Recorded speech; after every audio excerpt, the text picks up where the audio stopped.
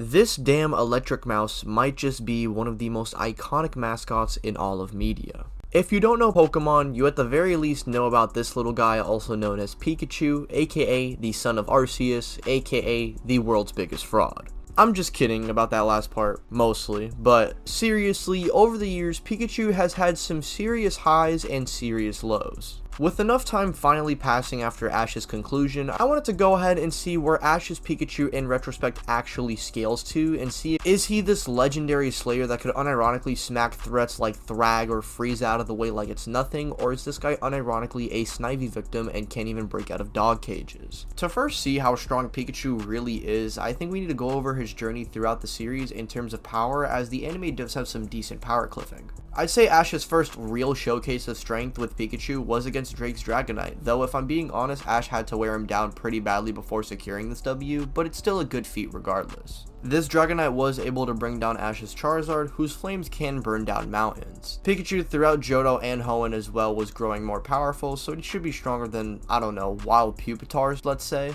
which are capable of thrashing down entire mountains. Now, taking this at just face value would mean Pikachu is mountain level, but there is a little bit more to it since Pupitar is specifically thrashing to bring down an entire mountain, meaning it's a significantly less amount of force that's actually needed to bring down a mountain in, let's say, one shot, but it still gets Pikachu to around town level regardless, which is still pretty strong for early Pikachu. But in my opinion, Pikachu doesn't really get all that powerful or impressive until Battle Frontier, though throughout the 3 regions, I will say Pikachu has in fact been developing his own battling style, focusing on high speed and agility, along with developing a counter for rock types with Iron Tail. Like I said, Ash's Pikachu wasn't really recognized to be powerful until the beginning of Battle Frontier, where he immediately faced off against an Elite Four's ace Pokemon, that being Agatha's Gengar. It seemed like Ash was just one move away from victory before Agatha pulled the Hypnosis on him, and after this he would go on to face the Battle Frontier, who are all as strong as the Elite Four themselves. This of course is to establish a hierarchy that Ash now needs to overcome, and by the end of Battle Frontier he ends up defeating the likes of Brandon's Regice,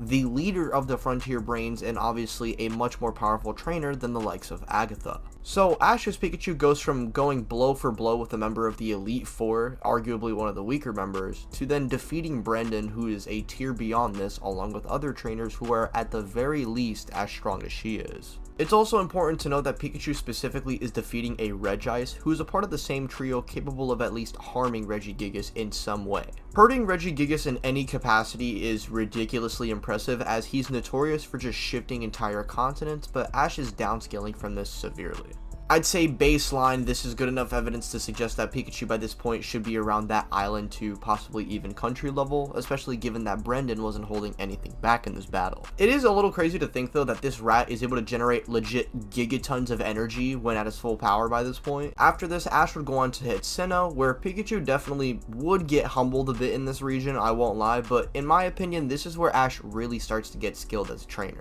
Pikachu by this point is able to combat Pokemon in hand-to-hand with Iron Tail alone, and is able to utilize insane defensive maneuvers like Counter Shield, a move that he developed against Fantina that works both as defense and offense equally. Against Paul, Pikachu never was quite able to get the spotlight, but he made up for it when he was able to stalemate with Tobias Latios. Latios is a Pokemon of an insane caliber, with its main attack being a legit burst of light which Pikachu can react to. It should also be noted by this point that Pokemon are all just weaving light speed or light based attacks all the time, and we see it especially in this season when Staraptor dodges a point blank Solar Beam, which is an attack that utilizes sunlight. Ash also did contribute to intervening Dialga and Palkia in this season, but he was being aided by Cynthia. But still a pretty crazy feat for the yellow rat nonetheless, as these are gods bending space and time with ease. So the fact that they're able to kind of do anything against some type of attack from them is pretty stupid.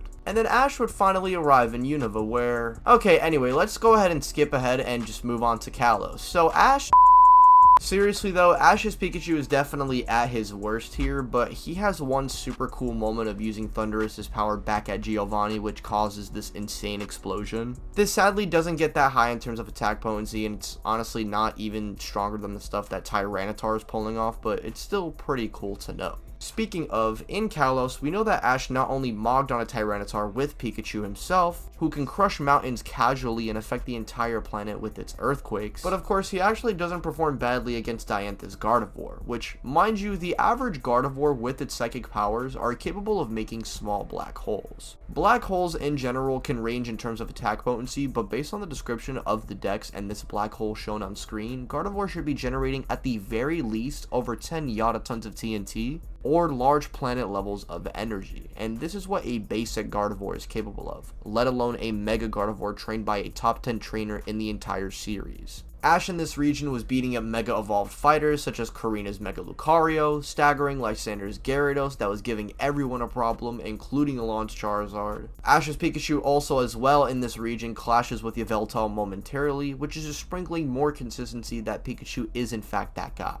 And of course, we know Alain's Charizard was kind of in there with the likes of Zygarde and Kyogre and Groudon, along with performing relative with the likes of Steven, meaning Pikachu baseline should be multi-continental, but in my opinion, I think with this scaling, he should be far beyond the likes of that planetary scale. And then we get to Alola, which in my opinion is probably Pikachu's best run yet, not including the final tournament, and due to gimmicks and mechanics changing, Pikachu would get access to what's called Z moves, which is pretty much if Pokemon could pop ultimate moves. Pikachu's is called the 10 million volts, which is just an upgraded Thunderbolt, but this move definitely packs a punch. This was the main move that was able to obliterate Merged Lusamine, and we saw this version of Ash eventually defeating Tapu Koko and claiming his first championship. We also know in a non-canon movie he was scrapping with Zeraora, which is just honestly too cool for me to not include here. It doesn't add anything but hype and aura points, but hey, who cares? And then we finally get to the Masters 8 tournament, where I'd say Pikachu scaling is at an absolute high here. If you weren't thinking that Pikachu was approaching that planet level scale or beyond that, trust me, in this series he definitely is. But before we even get into the tournament, I need to talk about Pikachu's insane resume before even entering the tournament.